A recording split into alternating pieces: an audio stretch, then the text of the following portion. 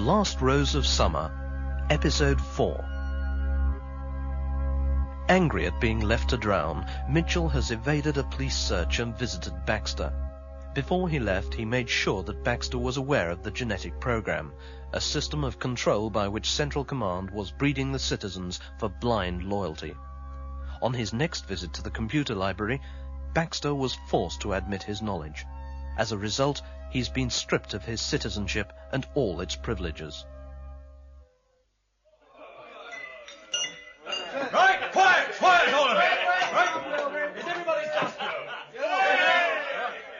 Then I call this meeting to order. Ladies and gentlemen, rogues, thieves, rejects and bricks. I give you our leader, Avery Sim. Thank you, brothers, thank you. And thank you, Brother Pilgrim, for that honest introduction. Now look, I've called together this meeting of the leaders of the underbelly for a particular purpose. But before we get on to that, is there any other business? There's a rumour going round that Central Command's going to take sole charge of the credit flow and abolish paper credit. Where will that leave us? At the bottom of the heap, as always. Look, this rumour's made an appearance many times in recent years, but it's never happened yet. If it does happen, there's no reason to suppose that our trading will be unduly affected. It's a general rule that rigid control usually helps a black market rather than hampers it. Now, the only problem would be what to use as a financial base instead of credit. And I believe Brother Pilgrim has something to say on that. Right. Now, this threat of credit control is always with us. And as you know, we have a standing committee looking into possible plans of action. We'd have to resort to a certain amount of trading in kind. But there are practical limits on that. Now, one proposal is to set up our own currency base and print our own credit, and then use sanctions to ensure that the market accepts it. You mean a bank of the underbelly? That's it, exactly. Right. The only alternative would be to corrupt or blackmail a large number of citizens in order to use their credit accounts. But I think you'll agree that a complete new currency is a more elegant solution. Yeah, well, as regards corrupting a citizen, we all know what they're like. Our hold on them would only last until the next visit to the library. And Central Command would have them confessing everything after 2 minutes. I say you can never trust the citizens. Yes, all right. Now, are there any more points? No? Then we'll move on to my reason for calling you all here to the cellars tonight. We have an outsider wishing to join us and to ask for our help. Now, I promised that we would allow him to stand before us and present his case, and that we would then put it to a vote. Myra, open the doors and bring him in. It's a citizen! We let him come in here! Now, quiet! Come on, be quiet! Quiet! All of you!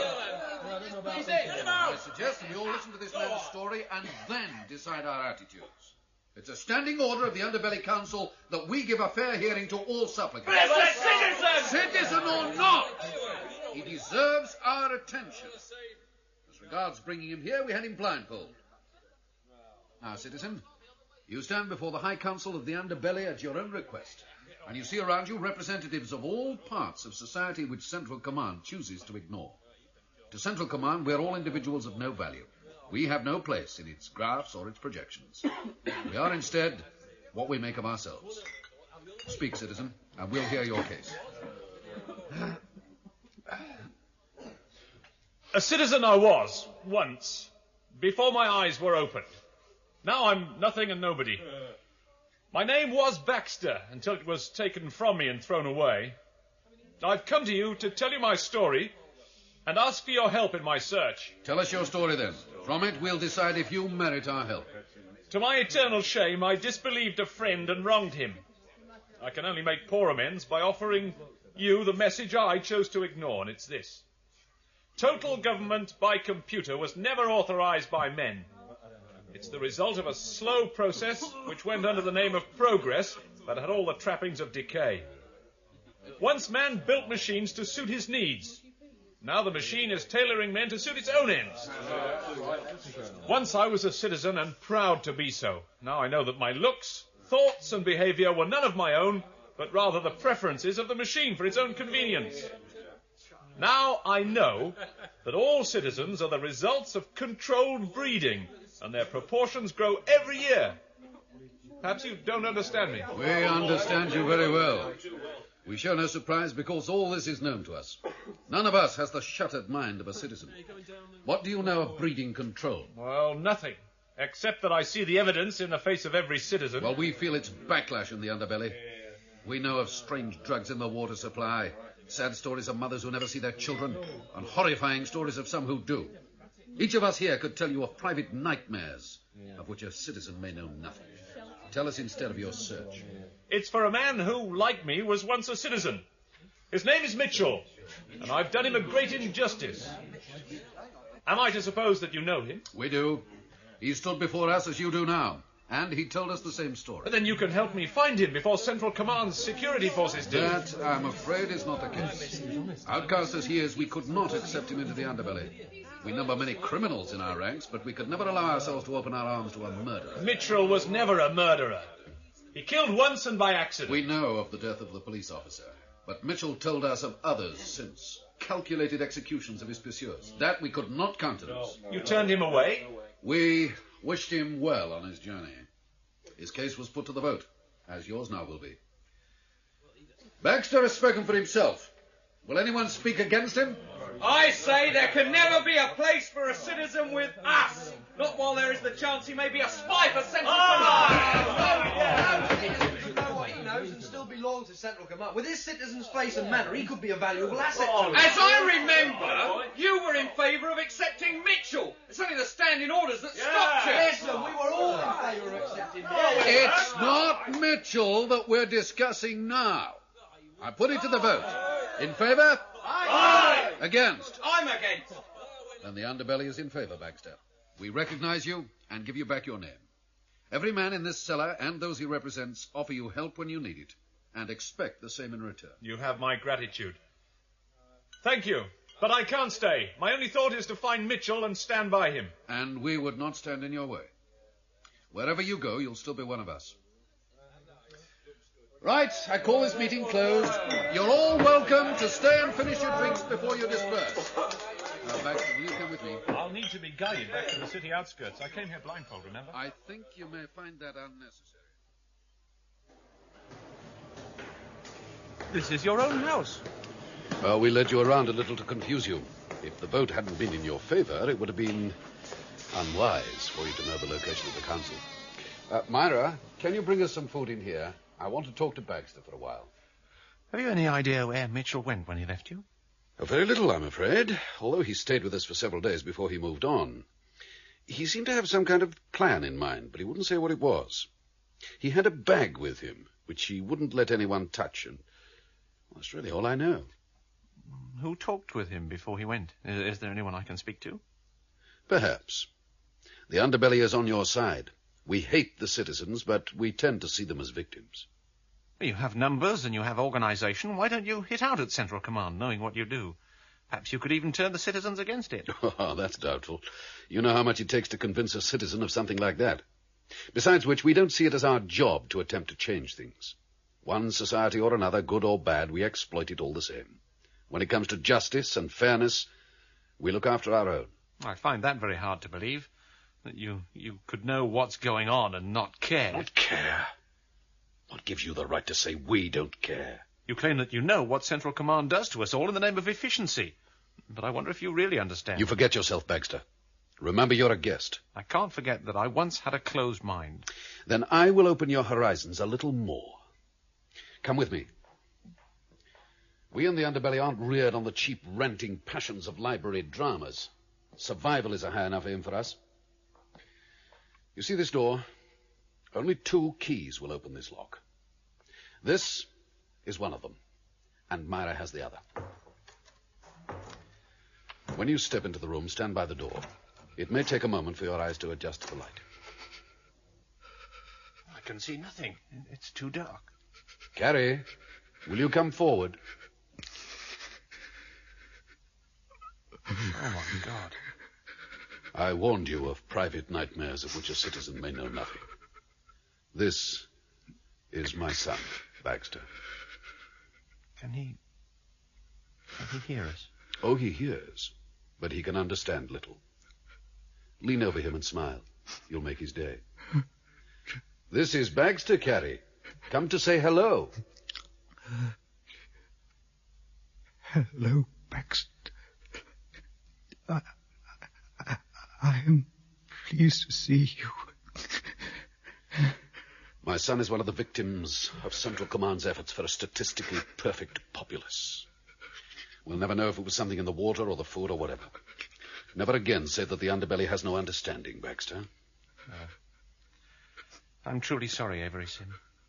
We'll leave now. Exposure to light isn't good for him. Goodbye, Daddy.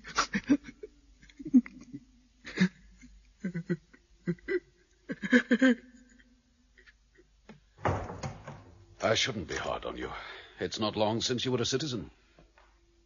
Every day my ignorance brings me shame. Trust only what you decide for yourself. Mitchell must have taught you as much. You said there were some people I might see. People who may help me follow Mitchell. I'll arrange it for you. But first come and eat. You'll make little progress around the underbelly without a guide. Yeah, all right, settle down now, settle down. Killorn, will you stand by the slide machine? Will do, Chief. Now then, you all know why you're here. Practically every day, Central Command allocates more resources to the Mitchell case, and you lot happen to be today's allocation.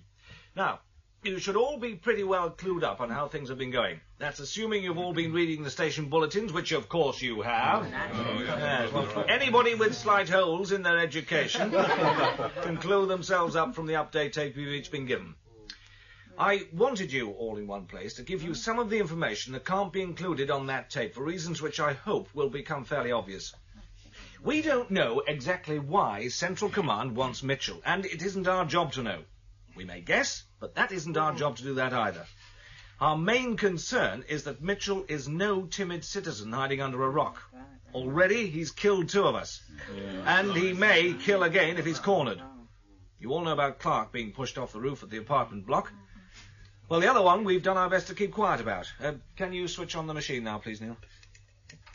Mitchell lived in this room for a while.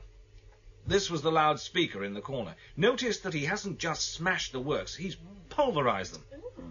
We found this bootleg tape machine, which we haven't had any success in tracing, and about half a dozen tapes to fit it.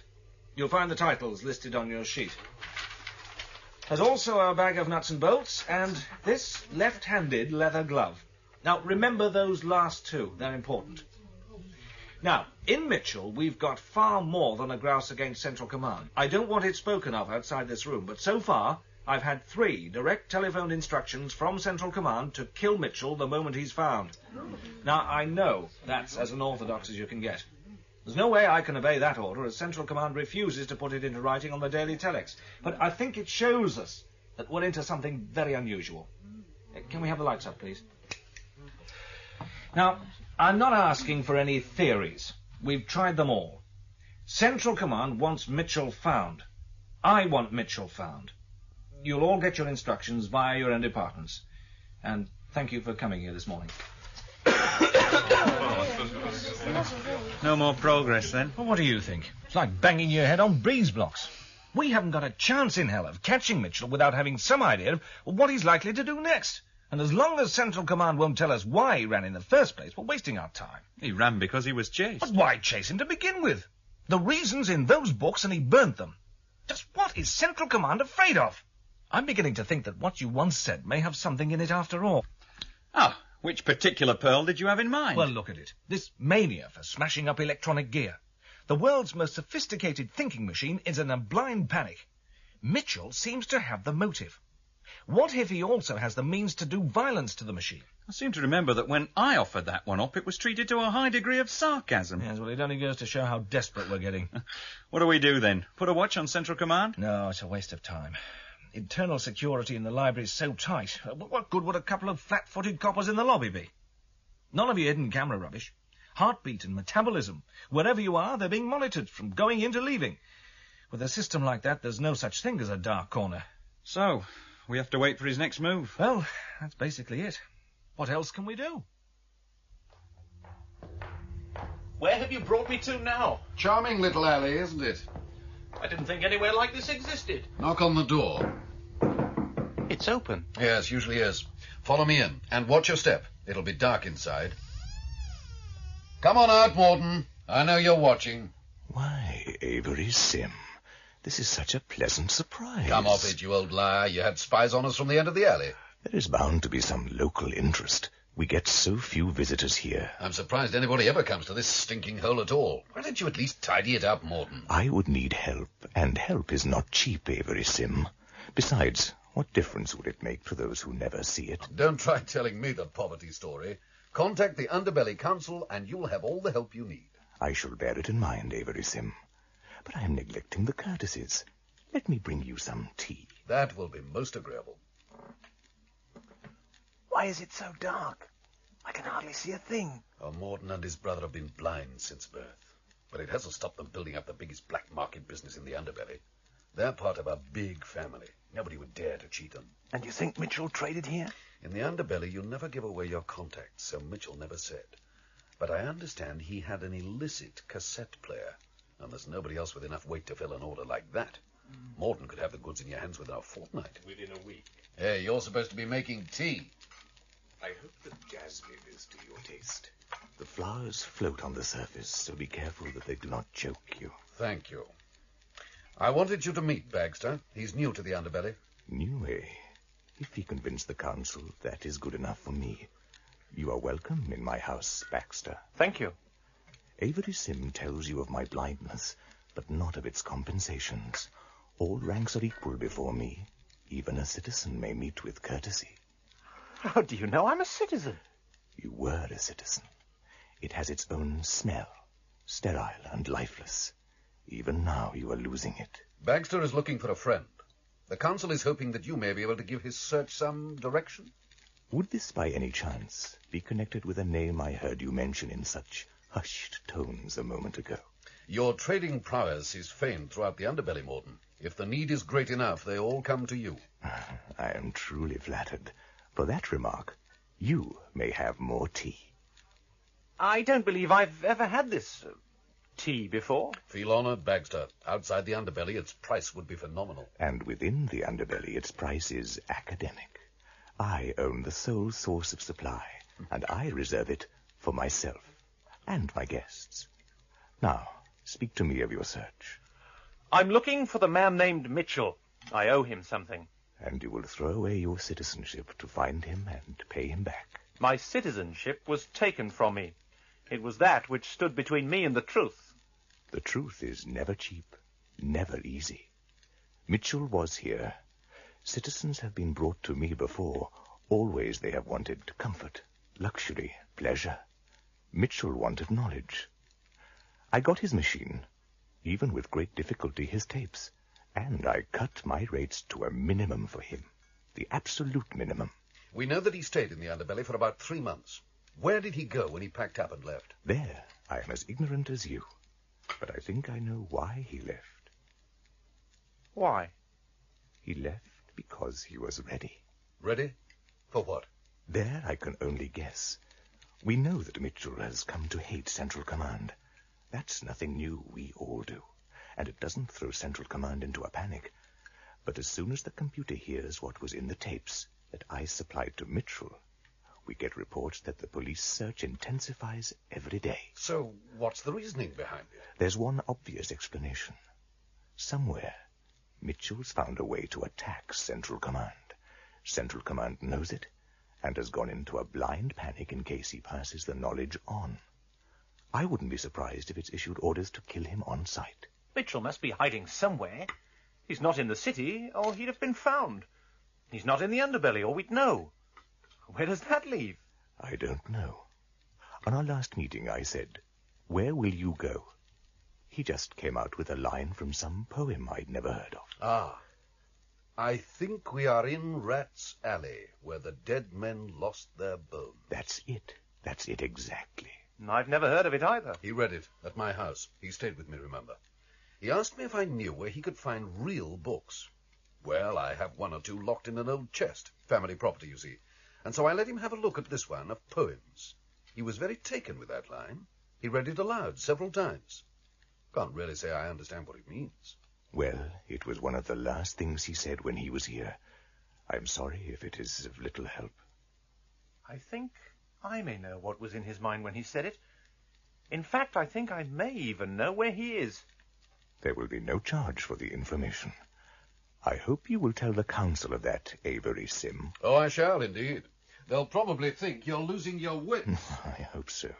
That would give me an extra trading advantage. So you think you know where Mitchell's gone? More of a suspicion than anything. I'll leave you now, Avery Sim. Thank you for all your help. Hey, you're going nowhere without me yet. I intend to see this through. You don't have to. That may be what you think. When he left my house, he took my poetry book with him. I noticed the strangest thing about Morden. When he brought the tray of tea and passed through the light, he had the most amazing blue eyes I've ever seen. And yet he's blind. Yes, the genetic program's full of little jokes like that. Good afternoon, and welcome to the Library Division of Central Command. Please place your borrower's card in the slot in front of you and state your name. Remember that to give a false identification is an offense. My name's Randall, and I don't have a card. You are not a citizen. Police. Sit down, Randall. There is much to discuss. Why have you not found Mitchell yet? You know as well as I do. There isn't a snowball's chance of finding him without adequate information which you won't give. You have all you need to know. Find him and kill him. There's no way I can carry out that order without a written directive. You will carry it out on my authority. I need a reason. I need no reasons. I want him dead. Then kill him yourself. You forget yourself, Randall. I tolerate your failure only as long as I need your success. And why, suddenly, do you need it so much? Mitchell threatens me. Me. Why do you worry? He's powerless against you, isn't he? That is not relevant to your search. That must be it. He's found a way to get to you. How? If I knew that, I need not fear. But Mitchell knows more about me than I care to have known. And that's why you want him killed, before he can pass the knowledge on. It is the only logical way to eliminate the danger. I must survive for the greater good of mankind. But how could he even approach you? With your security systems, he'd never get 10 yards past the turnstiles. You're impregnable from outside. I begin to have doubts. Continually, I rewrite my programs to make them perfect. But somewhere, the roots of my intelligence lie in the writing of my very first program. And that was by a man. Having no other frame of reference than that which I create myself, I must forever be blind to any fault introduced at that stage. With every report on Mitchell, I fear that he has found some weakness in my prehistory. So his books were about you? That is no concern of yours.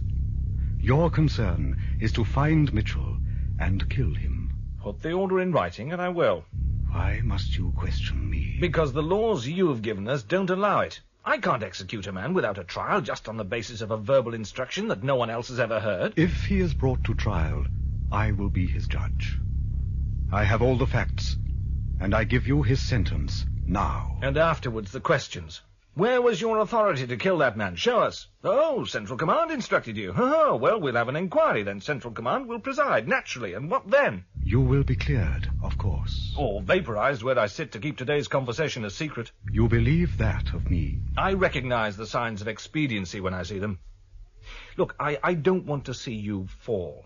Not when a whole society depends on you, with nothing else to hold it together.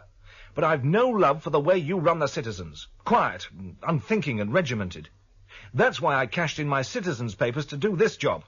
And I've seen enough in it to know that you'll always follow the shortest distance between 2 points of a problem. The greater good of the greatest number, you called it. And it is the only way to see mankind progress. That is my program. Yes, which you will pursue, whatever the expense to the individual. What is the life of an individual when you are entrusted with the destiny of a race? I expect that's the thought in Mitchell's mind. You will go now. You will go and find Mitchell and kill him for me. And then we will discuss you. I look forward to it. Where have you brought me to, Baxter? This is Rat's Alley, Avery Sim. The only place it could be.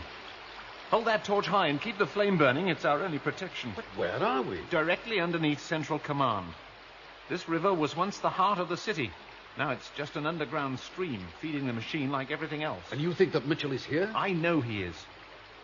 Look. Out across the water there. Shield your eyes against the flame. Yes? What used to be a great iron ship over on its side and half underwater. Can you see the lights in the portholes? Yes, I can. No, don't wave the torch about. The fire's keeping the rats at bay. There's another light, out on the water. He must have seen us. It's a raft of some kind. Moving this way. If it's Mitchell... It has to be. Assuming it is, what then? It's up to him. Whatever he says is the next move. Only now there'll be two of us, if he'll accept me. Three of us, if he'll accept me. You Avery Sim, but why? For my son, Baxter. For Carrie. I said my goodbyes to Myra before we left. I planned this all along. So it wasn't just for your poetry book? I gave the book freely. It was of no use to me. I can't read. Over there. It is a raft. There are torches on each corner. And there's Mitchell in the middle. I've been waiting for you, Baxter. I almost gave up hope. There's a jetty down there. He's coming ashore. Avery Sim. Am I to understand this is an added bonus? You said you were waiting for me. How did you know I was coming? I didn't know. I could only hope. I left you with an idea, and I had to see what its effect was. If you reacted to it and followed me, I'd know there was hope for the citizens. What kind of hope? The genetic program hasn't gone far enough yet. We're still capable of turning against Central Command. Turning against the machine? How? Simple. We walk in and pull some plugs. We do what? That's impossible. Not so. Our affairs are run by several hundred separate computers, some of them in this building above us, and others miles away, linked in by remote lines. The part we know as Central Command is a clearing computer, which takes the information output of all those machines and matches it up into a uniform and efficient administrative policy. That's what we have to disable. But one of those computers feeding in is the security computer. We'd never get near Central Command. We don't even know where it is. It's on the top floor of this building. Look, understand this. Central Command gets a continuous inflow of information. It makes constant cross-checks to iron out discrepancies. Anything proven to be false is thrown out of the memory. So what are you proposing we do? We present ourselves to the security computer as three discrepancies. The security computer will pass the information on to Central Command, and Central Command will check it and throw it out. The security computer will know we're there, but there won't be a thing it can do about it. Why is that? Because Central Command will automatically block any action that the security computer may try to take. You can't program an imagination into a machine. As far as it's concerned, if it can't cross-check that we're inside, then we can't be inside. This flame, it's burning low. Yeah, we must return to the outside. If that flame goes out, there'll be nothing to hold the rats back. Then I'll lead the way.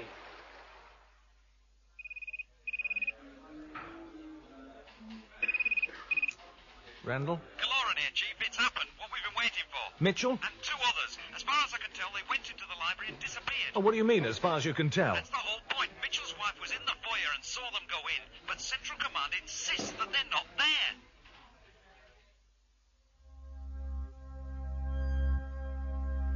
The Last Rose of Summer, written by Stephen Gallagher. You can hear episode 5 at the same time next week. The Last Rose of Summer was produced by Tony Hawkins and Pete Baker of Piccadilly Radio, Manchester.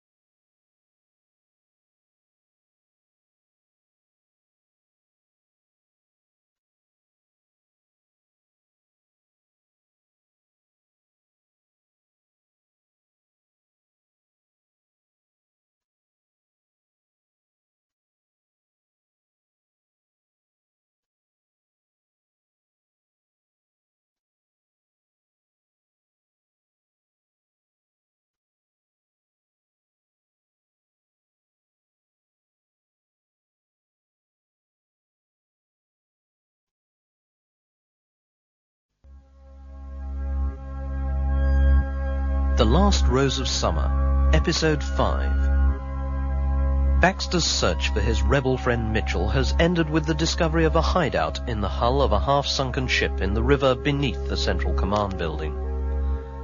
Randall's police search has been less successful, for he has found that the computer is withholding vital information from him. Now Mitchell, Baxter and the underbelly leader Avery Sim are preparing to do the impossible, to mount an attack on the closely guarded computer at the heart of Central Command. Hey, you! Are you talking to me? I'm police. Oh, are you looking for that woman? Mrs. Mitchell, yes I am. Where is she? Oh, she's with one of your lot, through the turnstiles and up on the mezzanine. Oh, thanks. You are now entering the library division of Central Command. As you step through the turnstile, place both hands palm down on the metal plates. Place any luggage on the chute. Thank you. Enjoy your visit. Here, look where you're going. I'm sorry. Kaloran! Over here, sir. God, the size of this place. It's taken me 10 minutes to find you. Where is she? I've got her on a chair round the corner. So far she hasn't been fit to move. Why's that? Hysterics. My guess is that she's just about managed to clear Mitchell out of her life when there he is, thundering past at top speed. You said over the phone that there were 3 of them. Well, one of them we can't identify, but we think the other may have been Mitchell's friend Baxter. Baxter? We've checked the records. Clean bill of health. That may be so, but in the last half hour I've been trying to check back on those records in case we'd missed anything. What do you mean, trying? They've disappeared. Gone from the memory. Gone from the memory? As far as Central Command's concerned, he doesn't exist and never existed. Oh, hell, this is getting too complicated. It gets worse. We don't know where they are. All we do know is that they haven't left the building, but the computer says that everybody's accounted for. Have you looked for them? I've got men combing the library, nothing yet. Well, where could they be? Not in any of the manned areas, that's certain. There are corridors leading off this level into the main technical areas, but they're booby-trapped. You sure? Sergeant Bennett was quite badly injured finding out. We're certain that nobody can have used those corridors for years. It's only the maintenance robots that can get through them safely. Yeah, but could somebody be using them now? If they have been, I'd guess that they're lying dead round a corner where we can't see them. I'd like to believe that, but I don't. Mitchell's been too full of surprises to be predictable now. Anyway, let's step over and see Mrs. Mitchell. We've been dosing her with brandy. That's how we managed to get a bit of the story out of her. What put you onto this in the first place? One of the attendants called us. Seems he saw it as well. And where is he now? We don't know. He wandered off and we can't find him. Wandered off? It's this place, sir. It's huge. And we can't get any cooperation from the computer. Oh, Lord preserve us. Mrs. Mitchell. God, how much brandy did you give her? Help me get her back on the chair. She's been helping herself out of the bottle. Mrs. Mitchell, can you hear me? I am not Mrs. Mitchell. My name is Susan of the Steelworks. I am a passionate love goddess, and men are powerless before my... before your breath, I should think. No, before my all-conquering pulchrimming. What's pulchrimming? Oh, to hell with that. Get the bloody woman sober. Mrs. Mitchell. Mrs. Mitchell! Watch out! Do that to me. I'll show you. Jesus! Whoops! You all right, lad? Can't get my breath. Oh, bit of a mistake to stand over a knee like that. Oh, I think she's ruined me. Well, you'll concentrate more on your work now. Rearrange yourself and find me the attendant who saw Mitchell. I'm going over to one of the terminals to talk to the computer. I think I'm going to be safe. Good afternoon, and welcome to the Library Division of Central Command. Please... Randall Police, remember? What is so important that it can distract you from your search for Mitchell? Nothing. Then kindly return to it. Your continuing failure threatens the state. My failure? You, my police force. Children, unfit for the simplest task. Tracking Mitchell is not simple. And how have you conducted yourselves? You sit and wait for him to deliver himself. Or you lift stones to see if he crawls from underneath. Or at best you sniff the sheets where he lay a week before. How do you expect us to succeed when you won't even give us basic information? I tell you nothing you do not need to know. The essential fact is yours. And what's that supposed to be? Mitchell is a citizen. Construct the right program and work it through to the end. There you will find him. People don't act according to programs, especially this one. You are only a man. You can never understand. If it's as simple as that, why haven't you found him? It is sufficient that I want him found, and still you fail me. There have been developments. We know where he is. Have him dead within the hour. Now, just a minute. We only know the general area. We need help to narrow it down. Draw as many men as you need. It's not a question of men. Then where is he? He's here. Makes sense. Explain yourself. He's here in the library. Or else he's already moved on to the unmanned areas. Don't you understand? I understand that your period of usefulness to me is rapidly drawing to a close. Look, he was seen... Seen? What is an eye compared to the range of my senses? At every moment I can see, taste, even touch everybody in this building. I know them by their weight on my carpets, by the moisture in their breath, by the heat of their skins. None of them is Mitchell. 2 people at least have With 2 people, the error is merely doubled. Leave this place, Inspector Randall. There is nothing for you here. I will consider your future.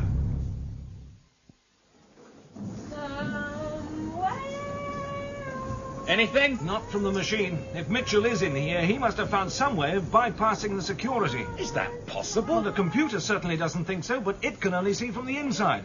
As far as it's concerned, the security is perfect. What about the other 2 with him? Same goes for them. With Central Command refusing to acknowledge them, it's actually protecting them. Look, can't you shut that woman up? Oh, I'm not going near her. I've had enough for one day. Well, somebody give her the rest of the bottle to finish off. Whoops. Oh, medicine. No, that's better. Now, who's this? This is the attendant who saw Mitchell and the others. Didn't I speak to you on the way in? Not very politely. Well, where the hell did you wander off to? Oh, nobody said they wanted me to stay. Some of us work, you know. Yes, all right. Well, tell us what you saw. No, I already told this fella. Now tell me. Well, I'm mopping up down by the turnstile, see, when the outside doors come flying open and these 3 men come in on the run. What do they look like? Look like? Well, 2 of them were citizens, I could see that much. The other was a big fellow with He said that one of the citizens was carrying a bag slung over his shoulder. Who's telling this All right. story? Go on. Well, they hit the turnstiles and carried on the other side without stopping. When they reached the bottom of the stairs up the mezzanine, the lady over there started screaming and creating. Well, with all the trouble they caused, I couldn't see where they went after that. What did you do then? Well, one of them had knocked over me bucket, see, so I went to the nearest maintenance point and asked what I should do about it. And what response did you get? Nothing. Just kept flashing incorrect data at me. So when one of you lot turned up to see the woman, I told it all to him. Listen, Neil, it's obvious that Mitchell's found some way to get round the security program.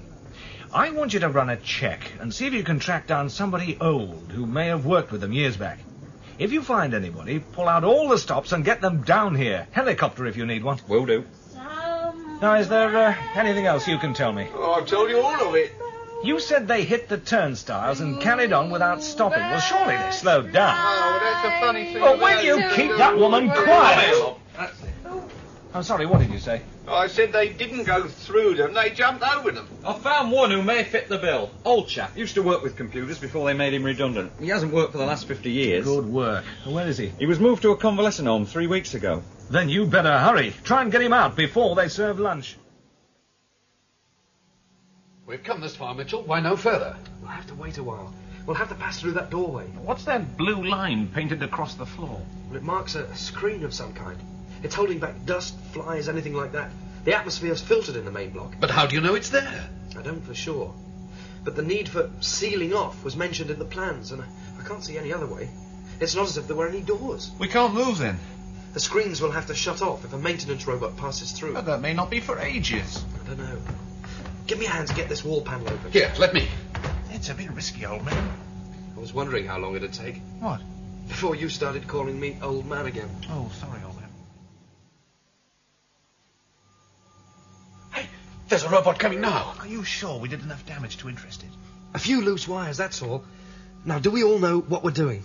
When the robot goes back through the screen, I walk in front and step through as soon as the screen switches off for it. And I come through behind the robot before the screen switches on again. Well, I jump on its back and ride through. I just hope it can take the weight. Oh, there shouldn't be any problem. I've seen them before doing minor repairs in the library. They're built like little tanks. Look, there's something I don't understand. You say we've cheated the Central Command computer into thinking we're not here.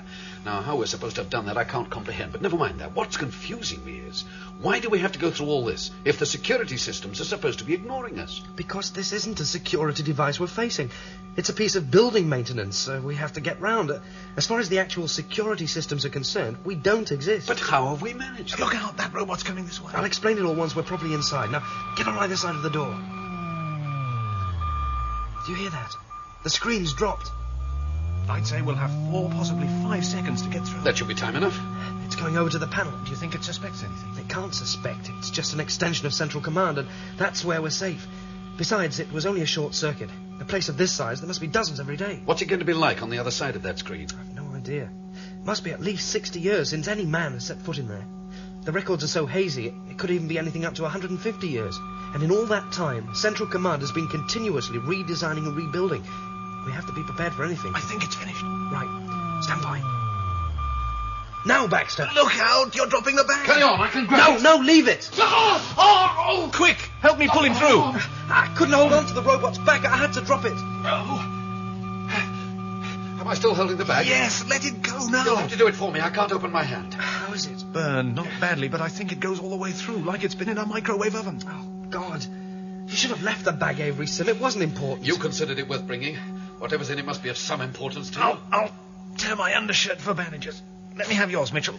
Oh, we can make a sling as well. Yeah, of course. The pain is nothing. I feel nothing from the shoulder down. The pain will come later, and then we'll have problems. You keep him talking while I strap him up. I promised that once we were all well inside, I'd tell you why Central Command's security computer is ignoring us. Well, the answer's simple. Did you ever hear the old saying that a computer is extremely stupid? Yes. Yeah. Well, take that to its logical conclusion.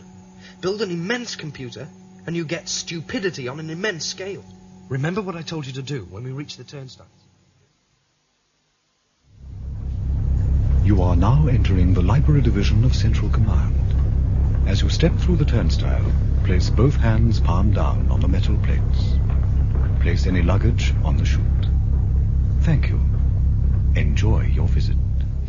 There. Now, am I right or am I wrong? It could be, but I still think it's a bit obvious. Obvious? What could be more obvious than a homicidal maniac and 2 cronies on the loose in the nerve centre of an entire society? But you tried telling it to the machine. All you get is threats of an early pension. Are you serious? Central Command's told you you're finished after this? In as many words. Well, pardon me for saying so, but it doesn't seem to have diminished your enthusiasm. I'm not doing this to please a set of third-rate circuits. Look, suppose Mitchell goes mad in there, starts pulling wires on all sides. What do you think will happen? Depends which wires he pulls. There's no way we could predict that. He wouldn't even know himself. But with every wire, something breaks down. It might be water supplies. It might be welfare payments. Little things in themselves. But there isn't the knowledge or the expertise available anywhere to prop everything up. You know I've got no love for what Central Command represents. That's why I renounced my citizens' papers and took this job. But in the absence of anything that can take its place, I'm stuck with that machine. After all that, I find it hard to believe that Mitchell's just walking round in there and being ignored. Look, forget the library for a moment. Imagine you're running a building and you want to economise on manpower. You can't afford the credit to hire people to keep constant checks all over the building. So, you install 2 turnstiles, one going in and another coming out. Now, on each turnstile you put a meter to count the number of people going through. At the end of the day, you compare the 2 meters. When they show that the same number of people have gone out as came in, then you know the building must be empty. So you shut up shop and you go home. But say somebody hops over a turnstile when you're not looking. He doesn't get counted, so you don't know that he's there. That's Mitchell. And his 2 friends. They were seen going in, but they weren't counted. The computer's logical conclusion is that they're not there. Wait a minute. That theory won't hold water. You told me that the surveillance inside the library is so tight that the computer knows where everybody is all the time. It can hardly ignore 3 unaccountable bodies. You wouldn't think so, but I'm not sure. I'm hoping for some enlightenment from this trick cyclist you're supposed to be snatching from the jaws of the crematorium for me. Shouldn't he be here by now? We had a radio report 10 minutes ago. He was in the helicopter then. Well, let's go outside and look for it then. As soon as he arrives, I'll give him the theory and see if he has any reaction. I think I have to rest. Please carry on. I'll try to catch up. We can afford a few minutes. We'll wait. I was prepared for something unexpected, but this is beyond belief. I must sit down. Oh, tell me what you see. Well, it's difficult. We've just emerged into some kind of gallery. It's circular, and so far across that I can't see the other side apart from distant shadows in this blue light. All around the gallery there are service bays full of equipment and robot tools.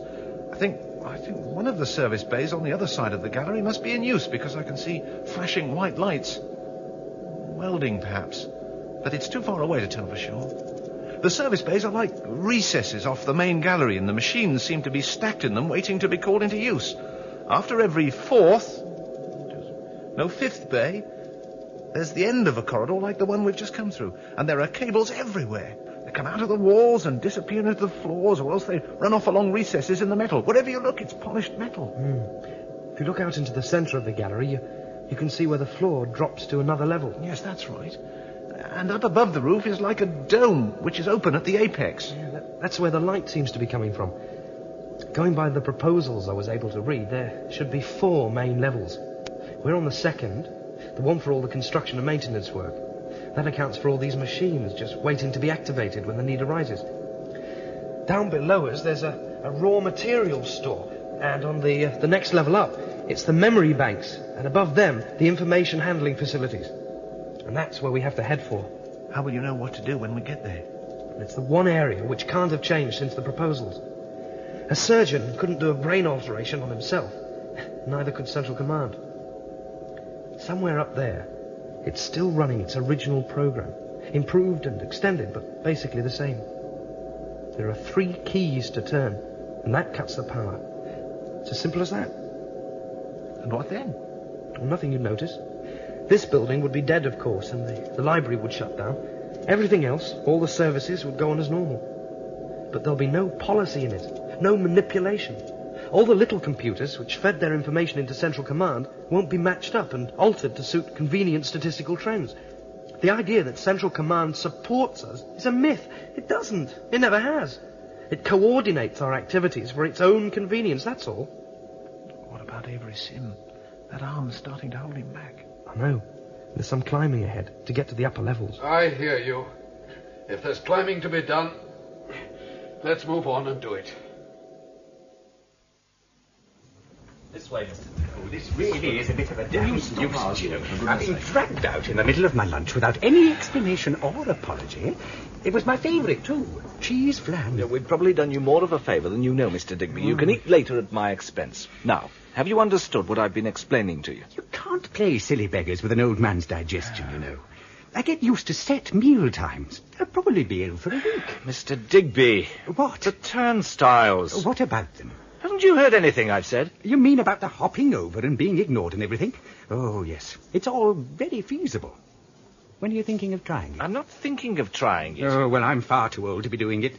I'd never managed the jump, for one thing. Mr. Digby, nobody's asking you to try it. Oh.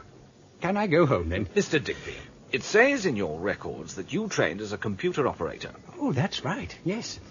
I had hopes of becoming a programmer, but I was made redundant at the age of 18. You mean you were made a citizen? Oh, it amounts to the same thing. I'd begun program training when Central Command announced that all the regional computers would become self-running. There didn't seem a lot of point carrying on after that. So you know something about how computers think? Oh, think? Computers don't think in the accepted sense. All they can do is add or subtract. I don't understand. Well, a computer uses circuits, and a circuit can only be either open or closed. I suppose you assign a value of yes to one state and no to the other. Now, when you want a computer to work on a problem, you have to freeze it as a long series of questions with yes-no answers. That's called a flowchart. And what's the next step? You have to translate the flowchart into one of the computer languages. And that's your program. This question and answer business sounds like some child's game. Oh, very much. Why do you think I wanted to be a programmer? I don't understand this business of a computer language. Central Command speaks to us in English. Oh, yes. Oh, it speaks in English, all right. But it thinks mathematically, if you insist on calling it thought. Because it can only count on open or closed circuits, it has to use a binary base. One of Mitchell's books had binary in the title. Ah. Can you explain what that is? Well, it's maths with a base of 2 instead of a base of 10.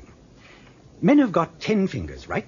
So when they first started counting, they'd count up to 10, and then put that set on one side and count up to 10 again. When they had 10 sets of 10, they called it 100, and went back to 1 again. Do you see? Yes, I think so. Well, a computer only has the equivalent of 2 fingers. Now, that's the open circuit and the closed circuit. It counts up to 2, and there's its set.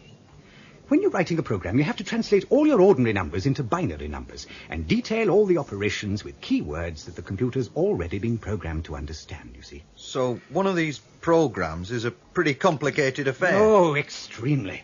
Fortunately, the computer can run it through at very high speed. Once it's programmed for a certain task, it can repeat it over and over with different variables, and it won't need a new program. But that is not thinking. There's no room to introduce a concept that isn't already written in. And this is how the Central Command program works. Oh, that's putting it very simply, of course. Now, imagine thousands of little programs for every conceivable problem. Subroutines, they're called. And these are all coordinated into the main program. That's Central Command. So in that context, why is Central Command ignoring our men? Because of the way the original program must have been written. Not by a man, but by another computer. Now, that computer had no reason to expect an act of outright disobedience, like jumping over a turnstile. Remember the flowchart. It's either yes or no. Go or no go. They're either inside or they aren't. If it's in the Central Command program to accept the turnstiles as conclusive evidence, then they can't be there. Mr. Digby, you've been a very great help to us. I'll see that somebody takes you out for lunch before you go back. But I'd like you to stay around for just a little while longer. Oh, you're quite welcome. I can't ever remember being asked about my work before. Oh, and I'll be wanting the cheese flan. Goodbye. Well, what do you make of all that? Obviously, you're right. Reminds me of a kid's rhyme. What's that? As I was standing on the stair, I saw a man who wasn't there. He wasn't there again today. I wish that man would go away. Is it much further to climb? About another 20 feet. If you look up, you'll be able to see me. Oh, I'm not looking up.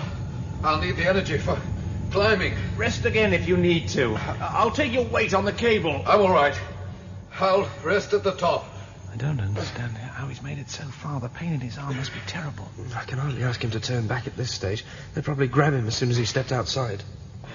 Won't the same apply to us when all this is over? I doubt it. There's bound to be confusion and we can slip out unnoticed. Our names will have disappeared off the files and we'll be able to go back to the underbelly. Can I ask you to pull me over the edge? Of course. Come on. We've got you. Thank you. I'm afraid that in the near future you may have to go ahead without me. I'm slowing you down. There's no real hurry. Yes, but I don't think I can manage another climb like that. There were plenty of footholds on the piping, but the effort's too much with only one arm. It gets easier from here. While you were covering the last few yards, I had a look round. What did you see? Well, this is the level of the memory stores. The roof is about the same height as the maintenance level below us. There are towers full of clear blue liquid, hundreds of them, and they're all pulsing with dim light. Those are the memory banks. As far as I could tell, a current goes through them and arranges all the molecules to store the information. That's why they glow. What do you mean when you say the going gets easier? Well, there are glideways just wide enough for the maintenance robots. The whole level's like a honeycomb from floor to ceiling. All we have to do is to walk up to the next level, making sure there isn't a robot using the glideway that we're on. And if there is? Well, we just step aside at an intersection until it passes. Well, that doesn't sound too bad at all. Right, I'm ready to move. Come on, then. We'll take it slowly. No, I refuse even to contemplate such an ill-formed notion. My security is perfect. You only think it's perfect. That's because you can't imagine otherwise. I deal in facts, not ill-conceived human flights of imagination. I am machine, not subject to your irrational fantasies. You just won't listen, will you? I'm explaining the truth and you're not interested. Truth? Truth? Save your subjective ideals. I will tell you what the truth is. Listen to the evidence. You must be getting hundreds, thousands of stimuli that all point to the same conclusion. 3 men have bypassed your turnstiles and are walking round inside you. Such a concept does not even exist. Then how can I even describe it to you? Mere semantics of a language not my own. I am wiping you from my memory, Randall. You have served me badly, so you cease to exist. Leave me now. I promote your assistant in your place. Did you see that? What? One of those towers over there. The memory liquid went dark for a second and then came back up to brightness. I wasn't looking. Probably just sorting out some stored information. How are you feeling, Avery Sim? Oh, much better. I don't mind the walking. I'd say we're about halfway now. I didn't expect the route to be quite so complicated. It's rather like following a maze. My problem's been in not looking down. It's a long drop with no handrails. The robots don't need them. They'll concentrate on staying in the middle of the glideway. Shh. Speaking of robots, I think there's one coming. I just felt the vibration. In front or behind? There's no way of telling. Stop and listen then. I can't hear anything. Are you sure you felt a vibration? Positive. We'll just have to go on until we see it. And then get out of the way. Look, there it is. I knew there was one. Why's it stopped? I don't know. We'll have to follow that fork to the right before it. I think we're in trouble. There's another one coming down that path. Well, back to the last intersection then. There isn't enough room for them to pass and, well, we've been pushed off. Oh, hell, we're cornered. I don't like to say this, but I think Central Command must know we're here. But I thought that wasn't possible. So did I. But look, 3 robots on a glideway made for one. Central Command isn't capable of that kind of inefficiency. But how can it know? Well, we only bypassed the security program. Or rather, we didn't bypass it. We blocked it from taking any action. Perhaps it's trying to get to us some other way. Through the maintenance program. It looks like that. We can't stay on this path. We'll be pushed off the edge. There isn't another within 20 feet of Look, us. how about this idea? We go forward to the intersection and wait for one of the machines to move. When it reaches the intersection, we let it trap us on one branch of the fork. But when it starts to close in, we step across to the other branch before it can reach us. That should put us outside the net. When we step across the gap, it'll be over a drop of 80 feet or more. It's either that or be pushed off. As far as I can see, it's our only choice. Lead on, then. It's moving. Right. Now we stay here on the fork until it reaches us. Then as it turns the corner, we step across onto the glideway behind it. Here it comes. Now! Avery Sim, don't wait. You'll be trapped. No, it won't follow you while it's holding me here. We're not going on without you. Jump before it pushes you too far back. It's too far already. Watch out for the other one behind you.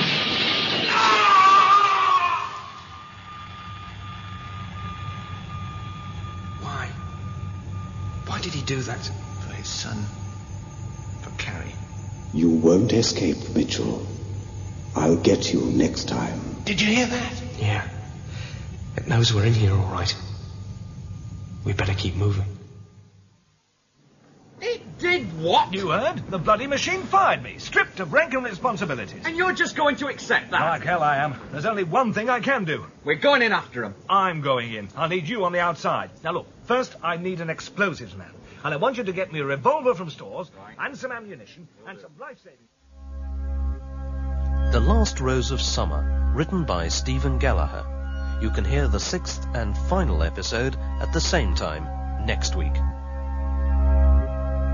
The Last Rose of Summer was produced by Tony Hawkins and Pete Baker of Piccadilly Radio, Manchester.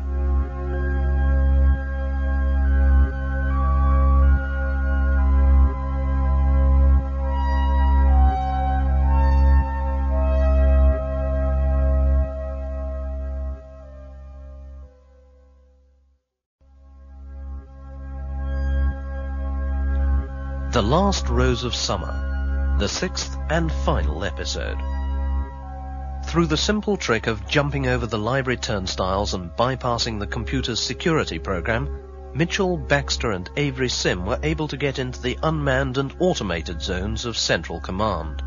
Robbed of direct access to its security systems, the computer has begun to adapt its maintenance sub-programs to use against them, and Avery Sim has died in a confrontation with 3 service robots.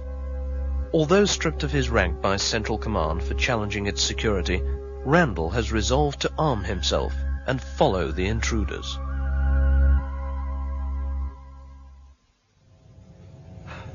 Mitchell, wait a minute. Can't wait. We have to get off the glideways before more robots can surround us. But we can't stop to argue. Avery Sim died to buy us time. We mustn't waste it. But it's all a waste of time now. You heard it back there. The computer called out to us. It called to you by name. It knows we're here. It even knows who we are. Of course it knows. It knew from the moment we jumped the turnstiles. Then how Knowing and acting are 2 different matters. Look, those turnstiles are tied direct to the security computer. The security computer has control of all the anti-intruder systems and also reports back on security status to Central Command. So why... The security computer is the only one we've blocked. The other subsections of Central Command had no security powers. Or so I thought. Seems you were wrong. No, but I underestimated. I think the computer must be seeing us like images in a dream, half aware and slow to react. If it has a subconscious, then that's where it sees us. We've tied up security, so it's trying to... Computer must be seeing us like images in a dream, half aware and slow to react. If it has a subconscious, then that's where it sees us. We've tied up security, so it's trying to adapt its other programs to use against us, like the maintenance robots. And what else can we expect? Look, I'm as much in the dark as you are. I don't know how fast it can work, and what the resources are. I don't know if it's ever had to do anything like this before, but I'm gambling that it's feeling its way. That's why we can't wait. Go on. I'm behind you. I wonder if they can guess any of this outside. Are you sure of that? Just a theory, of course. I can't be sure. Something new, Chief? Mr. Digby here has come up with an idea to explain the huge power drain we've had into Central Command for the last half hour. He reckons that Central knows about the 3 jolly boys on the rampage and is, well, what was it, Mr. Digby? Reprogramming. Trying to create new ways to deal with the problem by rewriting the programs. But won't that apply to you when you're going after them? I'm afraid I have to assume so. Did you get the explosives? They just arrived. I sent the van onto Riverside, like you said. You're not doing the turnstile trick, then? I'd have no chance of catching them that way. They've had far too much of a start. We know they're heading for an area called... what was it, Mr. Digby? The central cortex. The central cortex. Mm-hmm. Thank you. That's on the top level down by Riverside. I want to blow a hole in the side and go straight in and up to this cortex place. It's more direct, so there's less risk. And then? If they won't come back, I'll have the revolver. You think you'll be able to use it? 2 of our dead say I will. Now, come on, follow me down to the entry point. Right. These corridors were made for people. Look at the light fittings. Yeah, we've reached the part of the building that used to be inhabited before Central Command closed it off. You mean people lived here? No, but they worked here. They were helping to develop the self-sufficient computer. I imagine they were quite surprised when they succeeded and it booted them out. These doorways must lead to offices, then. Probably. Try one, take a look. Are you coming? No, I'll watch the corridor. I don't want anything to creep up on us. The doors aren't locked anyway. There's a complete office in here, a desk and filing cabinets, but there's dust everywhere. Mitchell, I know you are there. What? Where are you? You know where I am. I am all around you. Why must you hate me? How do I hear you? Walls, floors, ceilings, wires. I use them all. With them I hear, and when I reverse the process, I speak. I am alive, Mitchell. You know that. Why would you do me harm? How do you know who I am? I congratulate you. You have blinded me and tied my hands. But remember, you have not disabled me yet. Can we not talk? Come to some arrangement? The consequences otherwise could be so unfortunate. We've nothing to discuss. Please do not close your mind. Our contact could be so constructive. I do so wish to understand the nonconformist, to grasp his place in the scheme of things. No! I don't want you to understand me. You've no right to that. Then you leave me no option. I have powers beyond my security systems. Look at this overcoat. It must be over 100 years old at least. Get back in the doorway. What's that? What's happening? It's the wiring. It's been massively overloaded. That was a light bulb. Plaster's burning and breaking off the wall. Cover your head.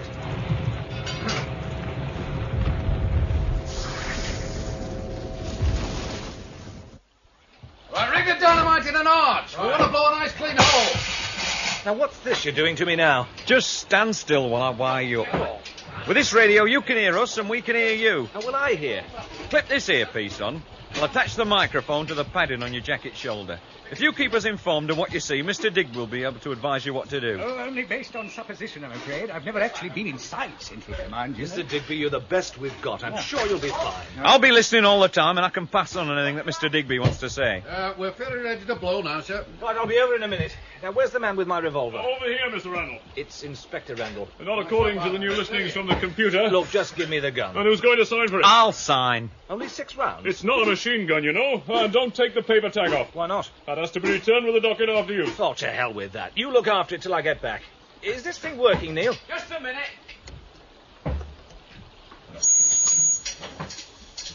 Say again. How's the radio working? Loud and clear. Try to speak towards the microphone whenever you can. Right. I'm ready to go down to the blasting point. Does Digby want to say anything? He says keep moving fast and there's a good chance you'll get there before Central Command can reprogram against you. Head for the end of the building and look for the staircase. Anything else? He says good luck. What about you? Oh, I'm keeping quiet. I've got my promotion to consider. Baxter, can you hear me? Are you there? I'm over here. Oh, part of the wall fell on me. Are you hurt? Oh, I don't seem to be. I was under this old overcoat, so I didn't get burned. We're going to have to move on, and quickly. The wire insulation seems to be burning it. It's giving off fumes. What happened? I think there was a deliberate overload on the wiring. The fuses must have been bypassed. There was a plug socket on the wall next to me, and I saw it blow halfway across the corridor. Mitchell. What was that? Shh, quiet. Turn back, and you will come to no harm. Proceed, and you are dead. How many fires can you afford to start? Minor repairs for me. But are they worth the danger to you? Don't fall for that one. This place is as vulnerable to fire as anywhere. Yeah, I think you're right. The machine's overplayed its hand there. It can't afford to do that again. Are you listening, Mitchell? Or are you already too weak to crawl away? Listen, it keeps calling you by name, but it hasn't referred to me once. Do you think it can see us both, or only you? You could be right. It hasn't got access to anything like the amount of sensory information available in the library.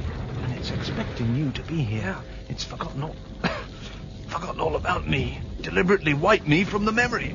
So it's more than just blind. It only knows half the situation. We're going to have to risk moving. These fumes are starting to get to me. Me too. Look, I'll distract it. Keep it talking. You crawl off to the far end of the corridor where the damage stops. Listen, when you get there, bang on the wall to attract its attention. Then I'll run after. And what then? We'll be no better off? I think we will. I don't think it'll dare risk that kind of retaliation as we get nearer the centre. Besides the damage, there's the fire risk. And what if it thinks of something else? No doubt it will. So we'll just have to be careful, won't we? Right. I'm ready when you are. Okay. I'm still here. So I observe. Are you hurt? Get moving. Would you care? Of course I would care. You are a citizen, and my brief is to protect the citizen. Then you've exceeded your brief. How do you reach that conclusion? Because I'm a citizen. You try to destroy me, and then you inquire after my health. Only because your behavior forces it upon me. And what about the grey little life you forced onto me? Try to forget your emotions for a moment. They are clouding your judgment. Remember, you are all my children. My purpose is to protect you. Protect us? How? By weeding out the unruly elements? The midnight visit? Try to see the wider viewpoint with me. To work for the greatest good of the greatest number. We have no room for minorities in a democracy. Or for individuals either. Now you begin to understand. You must trust my judgment and my ability. Never! When you know so little about me. But I have held your file since birth. I am not my file! To me, they are both the same thing. Exactly. You don't know enough. You can't know everything. But I do. Whatever knowledge I was not given, I have acquired. Where do you consider my areas of ignorance to lie? What about love? You can't know anything about love. Love? I have seen all forms of love. I am familiar with each. Their chemical, their biological, their physical functions.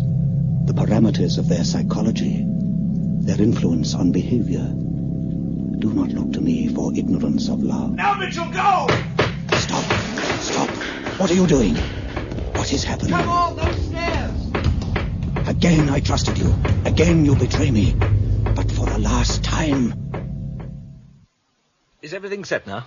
I think so, sir. You think so? Everything is set for blasting, sir. I want to be in before the dust settles. How close can I stand? Oh, no closer than 20 feet. Outside of that, you should be safe. Most of the force is directed inwards anyway. How much? Enough for that concrete. We've got 12 charges set in an 8-foot circle. They'll all go together and take the wall out in one piece. You hope. Oh, it'll go all right. We did hundreds of these at cadet school. That sounds like a lot of walls. Well, it was only on paper, actually, but the principle's just the same. Oh, God help us. You still getting me, Neil? Loud and clear. Remember to keep talking. I will. I'm in position now. Now stand by for the signal to blast. Standing by. He's about 50 feet away. There's confidence for you. And now. What's the matter? Seems to be a slight fault in the... I told him to be all right. Didn't I tell him? I'm in the corridor turning right. It's curving as it goes along. Follow it as far as it can go. Keep looking for the staircase. Yeah, plenty of doorways, but they're all blocked off. Must be years since anybody used these offices. Now, wait a minute. Have you stopped? I've just turned a corner. No light.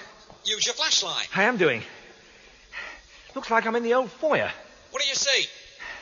Well, after the corner, there were 5 open steps and then this big area. The floor looks like black marble. There are fancy pillars up to the ceiling. Yeah, it's got to be the old foyer. I can see what looks like an old reception desk at the far end. And next to that, there's an archway on one side and a set of doors on the other. Might be a lift. Wait a minute. What? Mr. Digby says the lift's probably under direct computer control. Try to find the stairs if you can. Yeah, all right. I think he's wrong. The machine doesn't seem to use this area at all, judging from the dust. There's a chance it hasn't been altered. I'm going to see what's through the archway. Have you found anything? A staircase for what it's worth. There's a tunnel of some kind being driven right across on the next level, and it blocks the stairwell. There's no way I can get past. I'm going back to take another look at that lift. Mr. Digby says perhaps you should try to find another staircase. I'll check the possibilities here first. If there's been any interference, it should be obvious. I'm pressing the call button now. There's no problem here anyway. And there's been no work done on inside either. If there's still power getting to the motor, it may be able to take me all the way up. Be careful. If the motor gives out, there are plenty of mechanical fail-safes on these things. If it comes to the worst, there's a panel in the ceiling I can unscrew. Get out that way. Before you press the button, one question. What? If you don't come back, can I have that pen set off your desk? Now I really know what it means to have a loyal staff. Stress really brings out the best in you, doesn't it? Oh, I thought I was bearing up pretty well. Well, that's not very hard sitting out in a van. I'm pressing the button now. Nothing's happening. There go the doors. And it's moving. How fast? Doesn't feel very fast. I can't tell for sure. There was some kind of indicator board over the doors, but it's not lit. Mr. Digby suggests that the lubricating oils in the motor may have dried out. It might seize up. Never thought of that one. But if it does, there's always a panel in the roof. How's reception from in here? Good. Bit of interference from somewhere, though. Wait a minute. That's not interference. That's a noise out in the shaft. Sounds like interference from this end. And then perhaps it's both. They've stopped. The doors aren't opening. That's the alarm. It means I'm stuck between floors. None of these buttons have any effect. Can you force the doors? No, they're locked solid. I'll just have to unscrew the panel and climb out into the shaft. We're still getting the interference at this end. And I'm still getting the noise in here, but it's louder. I might be able to see what it is when I get this loose. Ouch! There are sparks pouring down the shaft from somewhere. It's so bright I can hardly see. We're monitoring another big power drain into Central Command. There may be a connection. All of a sudden, I don't think I trust these fail-safes. That does it. I'm getting out. The lift just dropped about 2 feet. Digby says the computer must have spotted you. It must be pouring power into the motor to melt the cable and drop the lift. Oh, tell him he's right. I'm on top of the car and I can see it from here. There's a girder structure on the inside of the shaft. It's like a ladder. I'm going to climb onto that. Hurry up. It sounds like it's going to give way any minute. It's going now.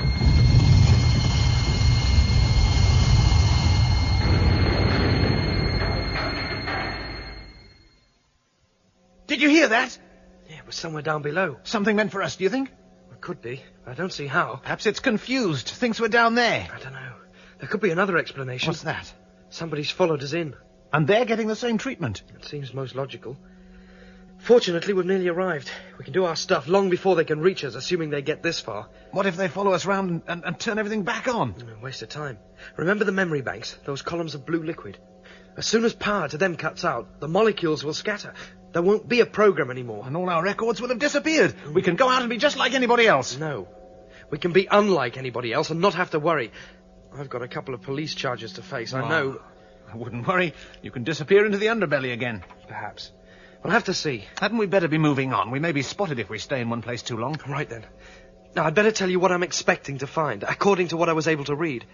It's the one part of the building that can't have changed to any great extent in the past 100 years or so. Certainly the fabric will be the same.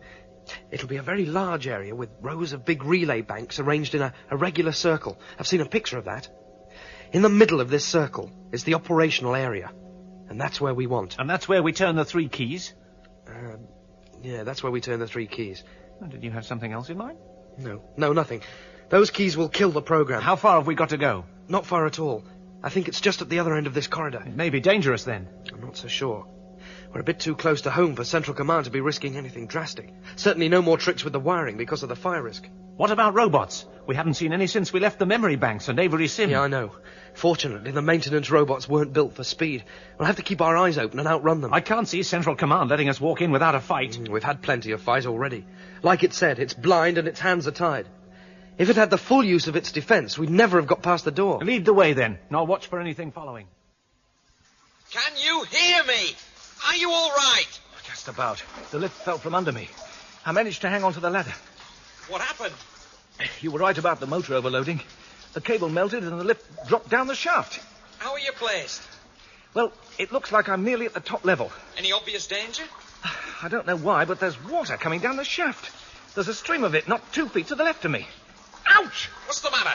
It's hot. It's nearly boiling. Do you think it's meant to stop you? If that's the case, it isn't reaching me. I'm climbing to the upper level. Will you be able to get out of the shaft? I hope so. I'm level with the doors.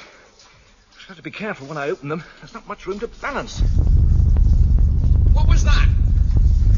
I don't know. It sounded quite close by. Anything happening to you? Nothing. Except these doors won't open. There's no handle or anything. Try pushing them. I'm bloody well trying, aren't I? They're locked solid. There must be some way you can unlock them. I don't even dare lean out too far in case I get scalded. And I'm no bloody engineer either. Mr. Digby says to shine the flashlight around and tell us what you see. I'm standing on a ledge about 9 inches wide. I'm holding onto a kind of angle iron that's bracing the side of the shaft. The bottom's full of steam, so I can't see where the lift fell to. The hot water's pouring down heavier every minute. I'm sheltered here, but that won't last when it builds up. He says, what about the door? What? What about the outer doors of the lift shaft? I've just told you the doors are locked solid. Mr. Randall, can you hear me? It's me, Mr. Digby. Yeah, I can hear you. Look on the housing around the doors. Look for some sort of lever or wheel mechanism. Well, there are all sorts of boxes and cables and... No, you're looking for a lever. Something that will be tripped when the lift moves into position on that lid. Probably at the top of the doorway. Ah, yeah, I think I'm with you now. I'll have to climb up onto the level of the door itself.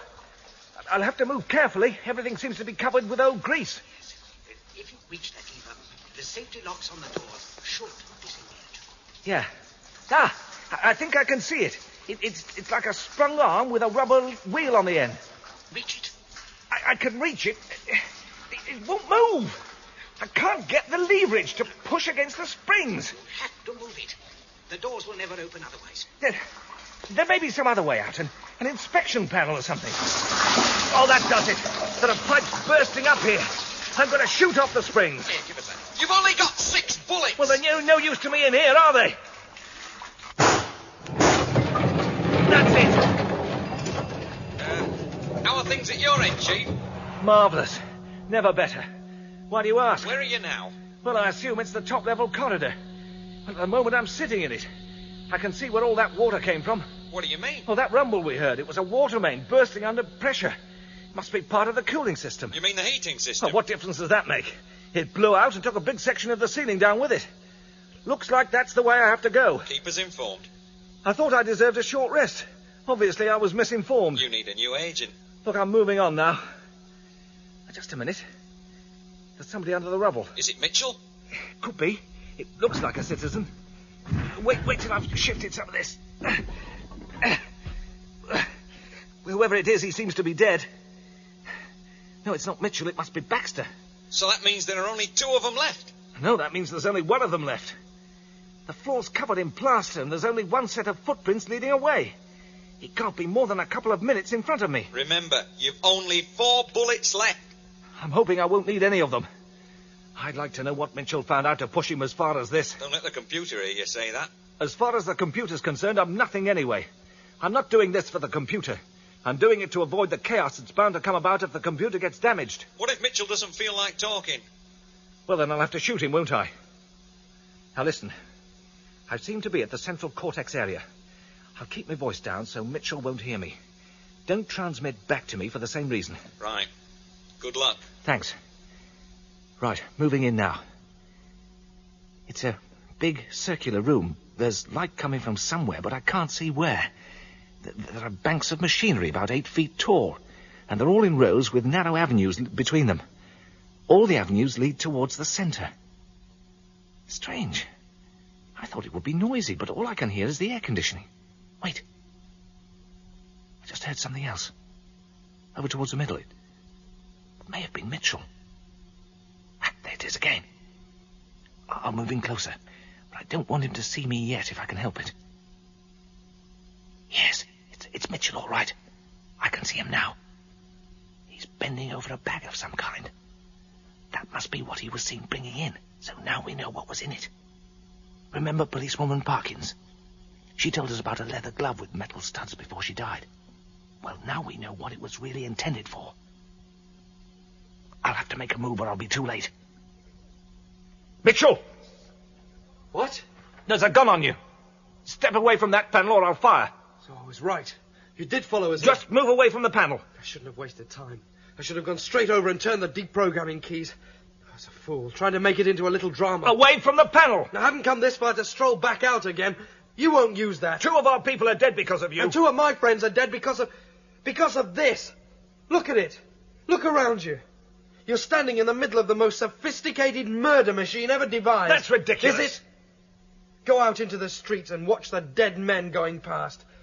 Living's too much of a pain. They don't want to know. Give them TV. Give them music. Anything as long as you don't ask them to care. Make things easy for them. Not better, just easy. Get away from that Tell panel! me first. Did you get him, Chief? No, I didn't even pull the trigger. What happened then? When he turned round to this panel and raised his fist to it, it just blew out at him. The whole thing in one big blast. Glass, metal, wire. I'm going over. Keep the gun. Make sure he's dead. I'm unplugging my microphone for a minute. Stand by. Mitchell, can you hear me? I picked the wrong panel, didn't I? You're losing blood everywhere, man. There's nothing I can do for you. There's one thing. You could turn 3 keys. I can't do that. Why not?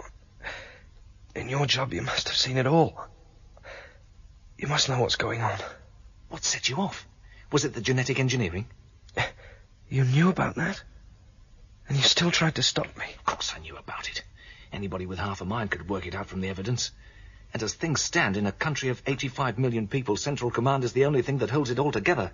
It may be lousy, but it's the only system we've got. You kick the pins out and we're back in the Stone Age. Well, that's where you're wrong. There's Operation Failsafe. Operation Failsafe? What's that? A small item of information, courtesy of the archives. It's the reason why Central Command was so enthusiastic about having me dead. But what does it do? It's part of the basic program that the computer can't rewrite.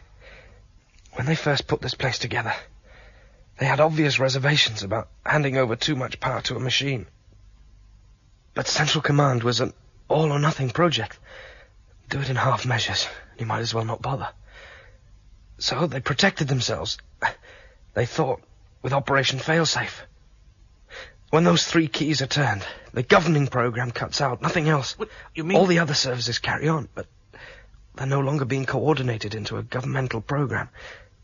There'll be confusion, but not chaos. A breathing space whilst people come to understand the need for setting up new decision-making processes. And where will these people come from? The citizens? No. The underbelly. I can't believe it. It's too ridiculous. Listen. Why do you think the machine went to such lengths to protect this area? To remove all traces of its origins?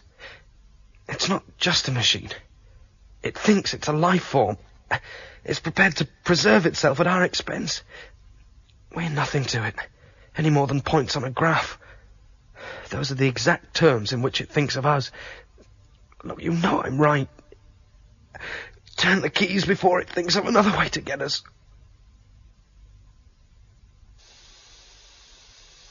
I've reconnected the microphone, Neil. Can you hear me? It's faint, but I'm getting you. Are you bringing Mitchell out? Mitchell's dead. I'm just going to check the bag he was carrying. Anything in it besides the glove? Book.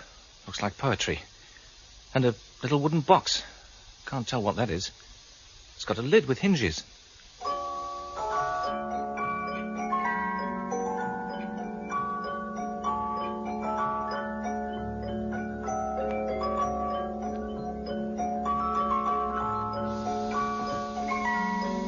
Stand down, Neil. I'm disconnecting again.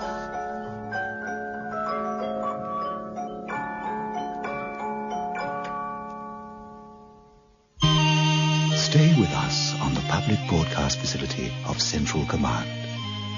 We are here to cheer and soothe you with the kind of sounds we know you like. We know your tastes, we know your appetites, and we never, ever forget. So lose your worries and suppress your cares as you settle back in your own armchairs and let the very best in music fill your mind. This is the public broadcast facility of Central Command.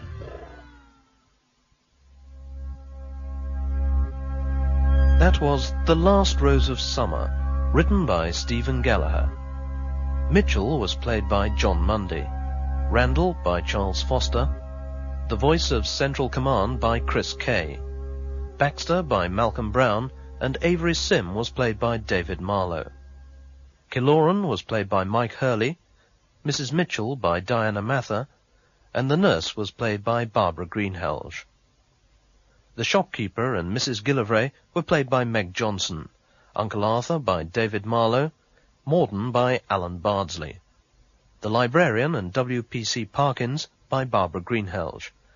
The museum attendant and Mr. Greenbaum were played by Charles Foster. Supermarket manager and library attendant were played by Malcolm Brown. Supermarket assistant, Pilgrim and Carrie by Chris Kay. Collinson and the video show presenter were played by Mike Hurley. The Last Rose of Summer was produced by Tony Hawkins, engineered by Pete Baker, and recorded at Studio 3, Piccadilly Radio, Manchester.